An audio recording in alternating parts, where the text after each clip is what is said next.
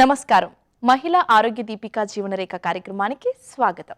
ప్రతి గర్భధారణ కోరుకున్నదై ఉండాలి. కుటుంబ నియంత్రణ పాటించాలనుకునేవారు, పిల్లల్ని కనడం వాయిదా వేయాలనుకునేవారు, సురక్షితమైన సెక్స్ కోసం గర్భనిరోధక సాధనాల వాడకం పట్ల అవగాహన పెంచుకోవాలి. వాటిలో మెరుగైనది, మంచి ఫలితాలనిచ్చేది ఎంచుకోవాలి. ఐయుడిగా చెప్పుకునే అంతర్గత గర్భాశయ పరికరాలు ఎంత సమర్థవంతంగా పనిచేస్తాయి, వాటి పట్ల ఉండే అపోహలు, వాస్తవాలు పరిచయం చేస్తూ ఈనాటి మహిళా ఆరోగ్య దీపిక జీవనరేఖ మీ ముందుకొచ్చింది.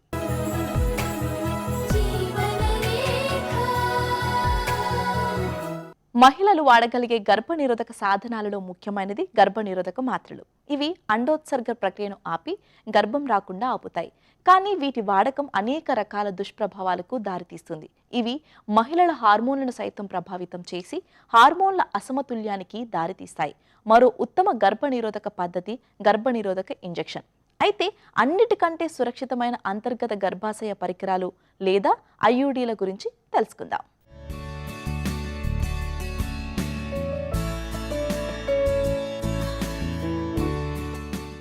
అంతర్గత గర్భాశయ పరికరాలు లేదా ఐయుడిలు హార్మోన్లతో సంబంధం లేని సురక్షితమైన గర్భనిరోధక మార్గం.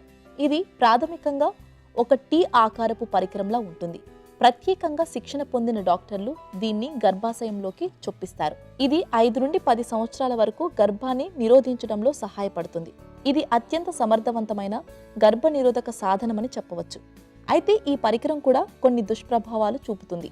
శరీరంలో కొన్ని ప్రతికూల లక్షణాలను ప్రేరేపించవచ్చు. శస్త్రచికిత్స ద్వారా దీనిని తొలగించాల్సిన అవసరం ఉంటుంది. వెజైనల్ రింగ్ అనేది హార్మోన్స్ నిండిన రింగ్ వలె ఉంటుంది. ఇది గర్భనిరోధకంగానే కాకుండా మహిళలకు ఇతర దుష్ప్రభావాలు లేకుండా రక్షణ అందిస్తుంది.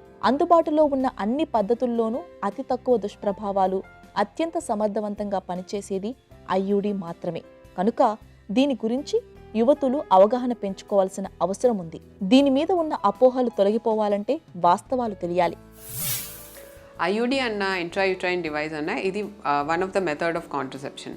ఈ ఇంట్రాయూట్రైన్ డివైస్ దీనిలో 2 రకాలు ఉంటాయి. ఒకటి copper device, levonorgestrel or progesterone device. Intrauterine device బేసిక్గా దీని మెకానిజం ఆఫ్ యాక్షన్ ఏంటంటే, మనం కనుక ఇన్సర్ట్ చేసినప్పుడు దానికి యుట్రైన్ క్యావిటీలో ఒక ఇన్ఫ్లమేటరీ రియాక్షన్ అని క్రియేట్ చేస్తుంది. సో బేసిక్గా యుట్రస్ మొత్తంలో దీని ఎఫెక్ట్ అనేది మనం చూస్తాం. సో ఈ కాపర్టీ మనం కనుక ఇంట్రడ్యూస్ చేసిన తర్వాత యూజువల్గా ఇది ఫర్టిలైజేషన్ అవ్వకుండా ప్రివెంట్ చేస్తుంది. ద అమౌంట్ ఆఫ్ స్పర్మ్స్ ఏవైతే ఎక్కి రీచ్ అవుతావో వాటిని తగ్గిస్తుంది. So it prevents fertilization. అలాగే ఒకవేళ కనుక ఫర్టిలైజేషన్ జరిగినా కూడా అది ఇంప్లాంటేషన్ అవ్వకుండా కూడా ప్రివెంట్ చేస్తుంది. మామూలుగా ఇప్పుడు రీప్రొడక్టివ్ ఏజ్లో ఉన్నారో వాళ్ళకి మెనోరేజియా లేకపోతే బ్లీడింగ్ ప్రాబ్లమ్స్ అనేవి ఎక్కువగా మనం వింటూ ఉంటాము. అలాంటి వాళ్ళల్లో ఒకవేళ కనుక వాళ్ళ ఫ్యామిలీ లైఫ్ కనుక కంప్లీట్ అయినట్టయితే మనం ఈ మెరీనాని కనుక మనం ఎంచుకున్నట్టయితే వాళ్ళకి ఎక్స్ట్రా బెనిఫిట్ ఏంటంటే ఈ మెరీనా వేసిన వాళ్ళల్లో అది బ్లీడింగ్ని తగ్గిస్తుంది. So the amount of bleeding every month అయ్యేవి అది ఆల్మోస్ట్ నెగ్లిజిబుల్గా మనం పరిగణిస్తాం. సో ఈ లెవెల్లో ఎక్స్ట్రా బెనిఫిట్ అంటే కాంట్రసెప్షన్ బెనిఫిట్ ఉంటుంది. అలాగే ఎవరికైతే బ్లీడింగ్ ఎక్కువ ఉంటుందో అలాంటి వాళ్ళల్లో ఈ మెరీనా ఇంకా హెల్ప్ చేస్తుంది. బ్లీడింగ్ ఎక్కువ అవుతుంది అన్న వాళ్ళు చాలా వరకు డైరెక్ట్గా హిస్టెక్టమీకి అడ్వైస్ చేసేవాళ్ళం. కానీ ఇప్పుడు ఎవరికైతే ఈ బ్లీడింగ్ ఎక్కువ అవుతుందో ఫస్ట్ మెడికల్ మెథడ్ ఆఫ్ మేనేజ్మెంట్లో ఈ మెరీనా అనేది చాలా హెల్ప్ అవుతుంది అనమాట. సో ఫస్ట్ మనం డైరెక్ట్గా సర్జరీకి జంప్ అవ్వకుండా వాళ్ళకి మనం అడిషనల్గా కౌన్సిల్ చేసేటప్పుడు ఇది బోత్ కాంట్రసెప్షన్ పరంగా హెల్ప్ చేస్తుంది, ప్లస్ అలాగే బ్లీడింగ్ తగ్గించడంలో కూడా హెల్ప్ చేస్తుంది అని చెప్పి కౌన్సిల్ చేయవచ్చు. ఐయుడిల వాడకం వలన గర్భస్రావం జరుగుతుందనే అపోహ చాలా మందిలో ఉంది. సహజ గర్భధారణలో వీర్యకణం అండాన్ని ఫలదీకరణం చెందేది ఫెలోపియన్ ట్యూబ్లో. ఆ తరువాత అండం అదే మార్గంలో వెనక్కి వచ్చి గర్భాశయంలో చేరుతుంది. అందువలన ఐయుడిల వలన గర్భస్రావం జరుగుతుందనుకోవడం అర్థం లేనిది. మరో అపోహ ఐయుడిలు ప్రమాదకరమన్నది. నిజానికి దీని వలన వచ్చే సమస్యలు చాలా తక్కువ, సంతృప్తి శాతం అత్యధికం. యూరప్, అమెరికా ఖండాల్లో వీటి వాడకం ఎక్కువగా ఉన్నా భారత్లో ఇంకా భయాలు తొలగిపోలేదు. ఐయుడిలు సురక్షితమైనవి. అనేక అధ్యయనాలు ఇప్పటికే తేల్చి చెప్పాయి. ఐయుడి గర్భాశయంలోకి గుచ్చుకుపోయే రిస్క్ కేవలం 1000 మందిలో 1రికి మాత్రమే. దీన్ని తొలగించడానికి సర్జరీ అవసరం ఉంటుందే తప్ప దీర్ఘకాలంలో ఎలాంటి సమస్యలను సృష్టించదు. అందువల్ల వీటి విషయంలో ఉన్న 2 ప్రధానమైన అభ్యంతరాలైన గర్భస్రావం, ప్రమాదకరం అనేవి అర్ధరహితమైన అపోహలు మాత్రమే. భవిష్యత్తులో గర్భధారణకు సైతం ఇవి ఎంతమాత్రమూ సమస్యలు కల్పించవు. యూజువల్గా ఏంటంటే ఈ ఐయుడీస్ మనం ఇంట్రడ్యూస్ చేసినట్టయితే చాలా వరకు ప్రెగ్నెన్సీ రాదు. ఒకవేళ కనుక ప్రాపర్గా కనుక ఐయుడి ఉన్నట్టయితే ప్రెగ్నెన్సీస్ కంటిన్యూ అయినవి కూడా చూసాము. సో యూజువల్గా అబార్షన్ ఒకవేళ కనుక ఇది ఎమర్జెన్సీ కాంట్రసెప్షన్ లెక్కను కూడా ఈ ఐయుడిని మనం వాడతాం. సో ఎవరైతే ఇంటర్కోర్స్ అయిందో వాళ్ళు కనుక ఇలాగ మాకు ప్రెగ్నెన్సీ వద్దు అని చెప్పి గైనిక్ డాక్టర్ని సంప్రదించినట్టయితే వితిన్ 5 days కనుక మనం ఈ ఇంట్రాయూట్రైన్ డివైస్ వేసినట్టయితే అది ప్రెగ్నెన్సీ రాకుండా హెల్ప్ అవుతుంది. బేసిక్గా ఒకవేళ ఇంట్రాయూట్రైన్ డివైస్ సరైన ప్లేస్లో ఉన్నట్టయితే అబార్షన్ అయ్యే అవకాశం ఉంటుంది. సో గర్భసంచిలో ఉన్నప్పుడు కన్సీవ్ అయ్యారో అలాంటి వాళ్ళలో మనము మిస్క్యారేజ్ అయ్యే అవకాశం ఉందని చెప్పి కౌన్సిల్ చేస్తాం. ఒకవేళ కనుక 7 వారాలు దాటిపోయి ప్రెగ్నెన్సీ కనుక ముందుకు అయిపోయినట్టయితే అలాంటి వాళ్ళలో అది అబార్షన్ పర్సే అయ్యే అవకాశం తక్కువ. మనం ఐయుడి ఇంట్రడ్యూస్ చేసే ముందు ఒక పేషెంట్ కనుక గైనిక్ డాక్టర్ని సంప్రదించినట్టయితే ఫస్ట్ వాళ్ళకి పర్స్పెక్యులమ్ ఎగ్జామినేషన్ చేస్తాం. సో ఆ పర్స్పెక్యులమ్ ఎగ్జామినేషన్ చేసి వాళ్ళకి ఏమైనా ఇన్ఫెక్షన్ ఉందా అని చెప్పి రూల్ అవుట్ చేసుకోవాలి. ఎవరైతే వైట్ డిశ్చార్జ్ లేకపోతే ఇచ్చింగ్ ఉంది, స్మెల్ ఉంది అని చెప్పి ఎవరైతే గైనిక్ ఓపీడీకి వస్తారో అలాంటి వాళ్ళకి ఒక హై వెజైనల్ స్వాబ్ కనుక తీసినట్టయితే దానిలో కనుక ఏమైనా ఇన్ఫెక్షన్ ఉందంటే ఫస్ట్ దాన్ని ట్రీట్ చేయాల్సి ఉంటుంది. ఎందుకంటే యూజువల్గా క్లెమిడియల్ ఇన్ఫెక్షన్ కానీ లేకపోతే మామూలుగా గొనోరియా ఇన్ఫెక్షన్ ఇలాంటి వాళ్ళల్లో కనుక మనం ఐయుడి ఇంట్రడ్యూస్ చేసినట్టయితే అలాంటి వాళ్ళలో ఇన్ఫెక్షన్ ఎక్కువ అయ్యే అవకాశం ఉంటుంది. సో మనం ఐయుడి ఇంట్రడ్యూస్ చేసే ముందు ప్రాపర్గా హిస్టరీ తీసుకొని వాళ్ళకి ఏమైనా ఇన్ఫెక్షన్స్ ఉంటే వాటిని ట్రీట్ చేసి అలాంటప్పుడు కనుక మనం ఐయుడి ఇంట్రడ్యూస్ చేసినట్టయితే ఇన్ఫెక్షన్ రేట్ తక్కువ. ఐయుడీలు బాగా నొప్పికి కారణమవుతున్నాయన్నది మరో అపోహ. గతంలో సాధారణ కాన్పు ద్వారా పిల్లల్ని కన్నవాళ్ళలో మాత్రం ఒక మోస్తరు నొప్పి భరించాల్సి వచ్చినా అది 2-3 రోజులలో మాయమైపోతుంది. అలాంటి నొప్పి కూడా అందరికీ రాదు, కొంతమందిలో వచ్చే అవకాశం మాత్రం ఉంది. అయితే ఊహించిన దానికంటే అసౌకర్యం స్థాయి తక్కువగా ఉందన్నదే చాలా మంది అభిప్రాయం. అప్పటికే లైంగిక వ్యాధులున్న వారిలో కొద్ది రోజుల పాటు ఆ ఇన్ఫెక్షన్ ప్రభావం కనిపించవచ్చు. అందుకే ఐయుడి అమర్చడానికి ముందే ఏవైనా ఇన్ఫెక్షన్లు ఉంటే పరీక్షిస్తారు. మొత్తంగా చూసినప్పుడు గర్భనిరోధక మాత్రల కంటే ఐయుడి అత్యంత సమర్థవంతమైన గర్భనిరోధక సాధనమని చెప్పవచ్చు. అయితే ఈ పరికరం కూడా కొన్ని దుష్ప్రభావాలు చూపుతుంది. శరీరంలో కొన్ని ప్రతికూల లక్షణాలను ప్రేరేపించవచ్చు. శస్త్రచికిత్స ద్వారా దీనిని తొలగించాల్సిన అవసరం ఉంది. వెజైనల్ రింగ్ అనేది హార్మోన్స్ నిండిన రింగ్ వలె ఉంటుంది. ఇది గర్భ నిరోధకంగానే కాకుండా మహిళలకు ఇతర దుష్ప్రభావాలు లేకుండా రక్షణ అందిస్తుంది. ఐయుడి ఇంట్రడ్యూస్ చేసే ముందు ఒక పేషెంట్ కనుక గైనిక్ డాక్టర్ని సంప్రదించినట్టయితే ఫస్ట్ వాళ్ళకి పర్స్పెక్యులమ్ ఎగ్జామినేషన్ చేస్తాం. సో ఆ పర్స్పెక్యులమ్ ఎగ్జామినేషన్ చేసి వాళ్ళకి ఏమైనా ఇన్ఫెక్షన్ ఉందా అని చెప్పి రూల్ అవుట్ చేసుకోవాలి. ఎవరైతే వైట్ డిశ్చార్జ్ లేకపోతే ఇచ్చింగ్ ఉంది, స్మెల్ ఉంది అని చెప్పి ఎవరైతే గైనిక్ ఓపీడీకి వస్తారో అలాంటి వాళ్ళకి ఒక హై వెజైనల్ స్వాబ్ కనుక తీసినట్టయితే దానిలో కనుక ఏమైనా ఇన్ఫెక్షన్ ఉందంటే ఫస్ట్ దాన్ని ట్రీట్ చేయాల్సి ఉంటుంది. ఎందుకంటే యూజువల్గా క్లెమిడియల్ ఇన్ఫెక్షన్ కానీ లేకపోతే మామూలుగా గొనోరియా ఇన్ఫెక్షన్ ఇలాంటి వాళ్ళల్లో కనుక మనం ఐయుడి ఇంట్రడ్యూస్ చేసినట్టయితే అలాంటి వాళ్ళలో ఇన్ఫెక్షన్ ఎక్కువ అయ్యే అవకాశం ఉంటుంది. కాకపోతే ఒక్కొక్కసారి ఐయుడి ఇంట్రడక్షన్ వల్ల వాళ్ళు సరైన హైజీన్ ఫాలో అవ్వకపోవటము, డయాబెటీస్ ఉండి లేకపోతే వాళ్ళకి ఇన్ఫెక్షన్ ఛాన్సెస్ ఎక్కువ ఉండే వాళ్ళల్లో మాత్రం కొంతమందిలో మనం ఇన్ఫెక్షన్ అని చెప్పి చూస్తూ ఉంటాం. సో అలాంటి వాళ్ళలో మనం ఐయుడిని తీసేయాల్సి ఉంటుంది.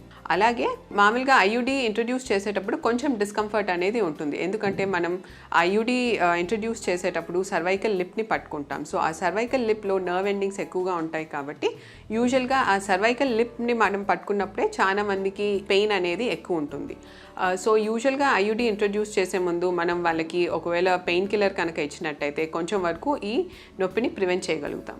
అలాగే ఈ ఐయుడి మనం యూజువల్గా పీరియడ్స్ అయిపోయే ముందు అంటే యూజువల్గా 4th or 5th డే కనుక ఇంట్రడ్యూస్ చేసినట్టయితే సర్వైకల్ ఓపెనింగ్ కొంచెం తెచ్చుకొని ఉంటుంది కాబట్టి ఈ ఇన్సర్షన్ అనేది ఈజీ అవుతుంది.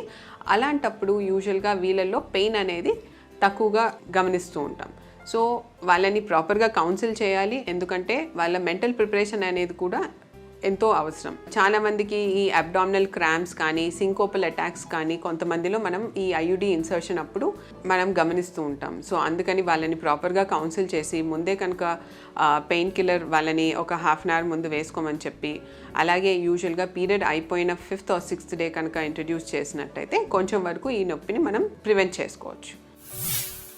అవాంఛనీయ గర్భాన్ని నిరోధించడానికి ముందు జాగ్రత్త చర్యలు అనేకం అందుబాటులోకి వచ్చాయి. తాత్కాలికంగా సులభంగా వాడగలిగే మాత్రలు, ఇంజెక్షన్ల కంటే ఏళ్ల తరబడి గర్భధారణ నుంచి కాపాడే ఐయుడీలకు ప్రాధాన్యం పెరిగింది. అదే సమయంలో అనేక అపోహాలుండగా వైద్య రంగం అవి కేవలం దుష్ప్రచారాలేనని చెబుతోంది. ఆడపిల్ల రజస్వల కావటంతో మొదలయ్యే ఋతుచక్రం ఒక క్రమం ప్రకారం సాగాలి.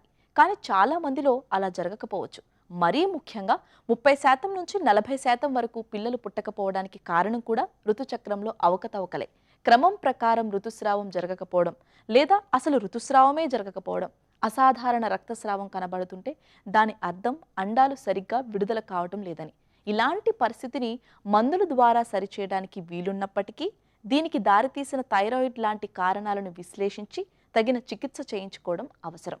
కార్యక్రమంలో ఇప్పుడు సమస్య సలహా చూద్దాం.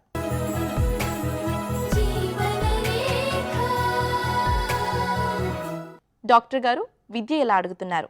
నా వయసు 28 సంవత్సరాలు, పెళ్లి అయింది. నాకు ఈ మధ్య మూత్రం ఎక్కువసార్లు వస్తుంది. డాక్టర్ని కలిస్తే urine culture, sonography, sugar test చేయించారు. టెస్ట్ రిపోర్ట్లు అన్నీ నార్మల్గానే ఉన్నాయి. డాక్టర్ ఇప్పుడు ఎస్టీడీ టెస్ట్ చేయించుకోమని అంటున్నారు. నాకు యూరిన్కి వెళ్లే సమయంలో మంట కానీ రక్తం పడటం వంటివి కానీ ఏమీ లేవు. మూత్రం ఎక్కువసార్లు వస్తుంది అంతే. ఈ విషయంలో సలహా ఇవ్వండి అని అడుగుతున్నారు. విద్యా గారు, యూరిన్ చాలా ఫ్రీక్వెంట్గా వస్తుందని చెప్పేసి మీరు అంటున్నారు. ఇన్వెస్టిగేషన్స్ అన్ని నార్మల్గా ఉన్నాయని అంటున్నారు. కామన్గా మనము ఈ ఫ్రీక్వెంట్గా యూరిన్ రావడానికి కామన్ కాజెస్ మనం చూసుకుంటే లైఫ్ స్టైల్ చేంజెస్, అంటే ఎక్కువగా వాటర్ ఇంటేక్, అంటే లిక్విడ్స్ ఎక్కువ మీరు తీసుకున్నా కానీ ఫ్రీక్వెంట్గా యూరిన్ పాస్ చేయడం అనేది జరుగుతూ ఉంటుంది.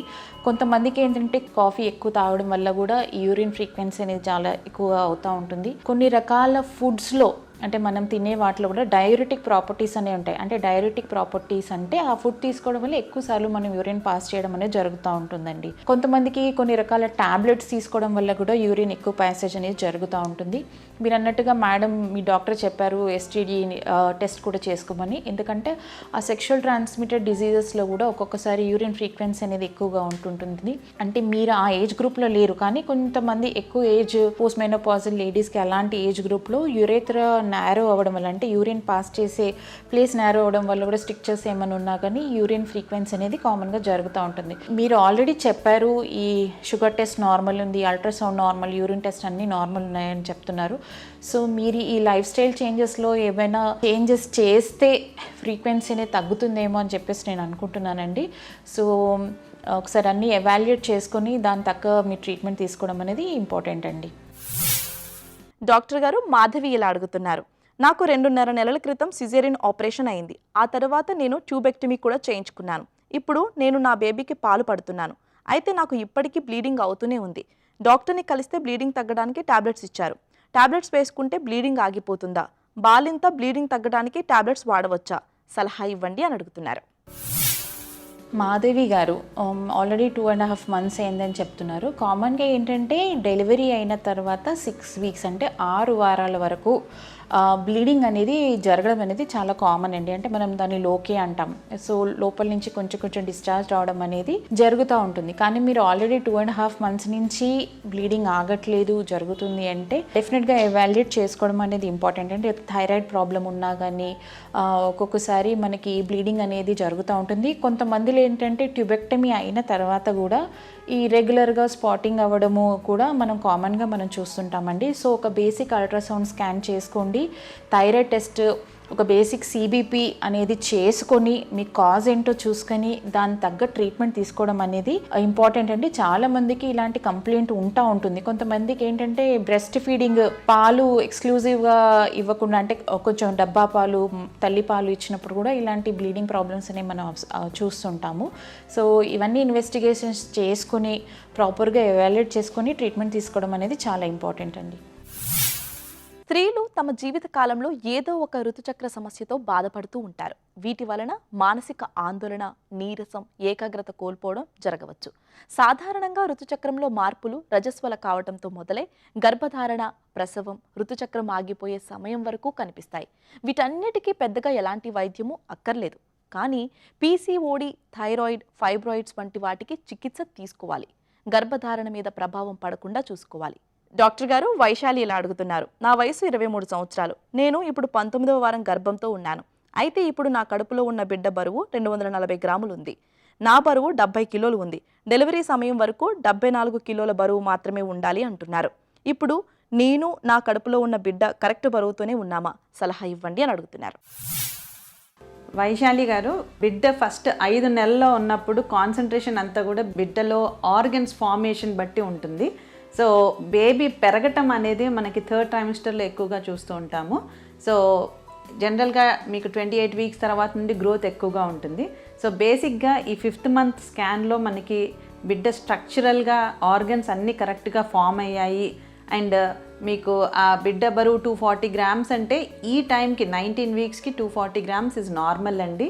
అది పెరుగుతూ ఉన్నప్పుడు తర్వాత అంతా కూడా మీకు వెయిట్ గెయిన్ తెలుస్తూ ఉంటుంది. Coming to your weight gain అండి, వెయిట్ గెయిన్ అనేది ప్రెగ్నెన్సీ అంతటా కూడా మీ బిఎంఐని బట్టి మేము ఇంత వెయిట్ గెయిన్ అవ్వాలి అని చెప్తూ ఉంటాము.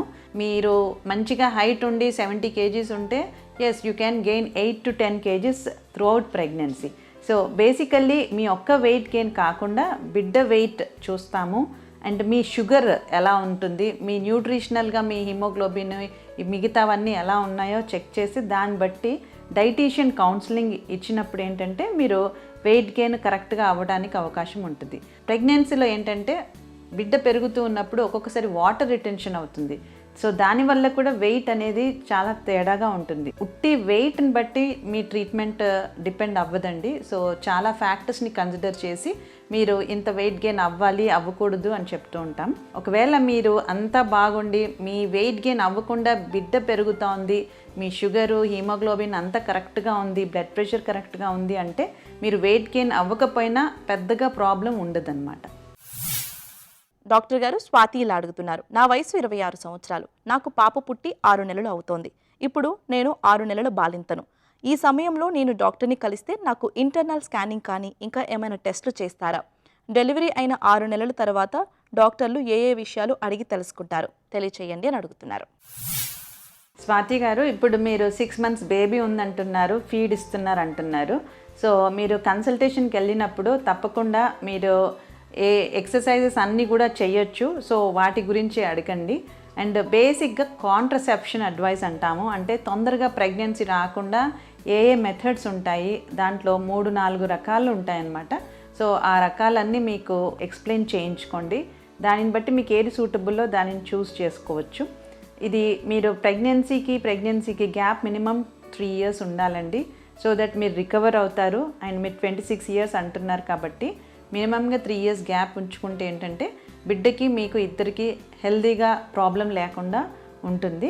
ఈ టైంలో మీరు బేబీకి ఫీడ్ ఇస్తున్నారు కాబట్టి కాల్షియం ట్యాబ్లెట్స్ తప్పకుండా తీసుకోవాలి. అండ్ ప్రెగ్నెన్సీ టైంలో మీకు ఒకవేళ బీపీ కానీ షుగర్ కానీ వచ్చి ఉండి ఆర్ థైరాయిడ్ ప్రాబ్లం ఏమైనా ఉంటే దాని రిలేటెడ్ టెస్ట్లు కానివ్వండి, దాని రిలేటెడ్ ట్రీట్మెంట్ ఇప్పుడు 6 months అంటున్నారు కాబట్టి డెలివరీ అయ్యి, సో తప్పకుండా ఎప్పుడెప్పుడు ఫ్రీక్వెంట్గా చెక్ చేసుకోవాలి అనేది చెక్ చేయించుకోండి. అండ్ లాస్ట్ ప్యాప్స్మియర్ టెస్ట్ అనేది ఉంటుందండి. అంటే సర్వైకల్ క్యాన్సర్ స్క్రీనింగ్ అంటాము.